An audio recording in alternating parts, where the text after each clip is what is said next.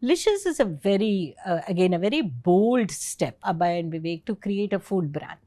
And I'm very sure they will create a iconic food brand. These brands will be around for hundreds of years and command very, very high valuations. The journey is not easy. You'll have to do many trials and errors in the marketplace to understand what consumer like. What does a consumer like and how do I build traction?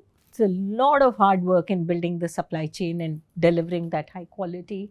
Again, we worship both of them and we are squarely behind it to build a fantastic food brand in the country. When you say that we are squarely behind them, it feels like you're just behind them, helping them in a most genuine, authentic way.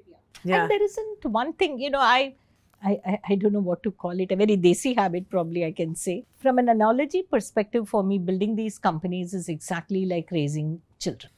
And I always said this, even when in my earlier job, that I really thank God for making me a mother first before He made me an investor, So nurturing entrepreneurs, building enterprises is exactly like raising a child. You're not trying to make your child like you.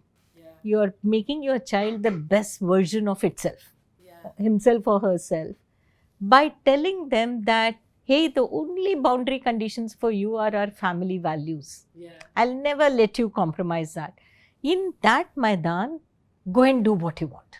And I'm with you, right? So you discipline them, you bind them in values, you are squarely behind them.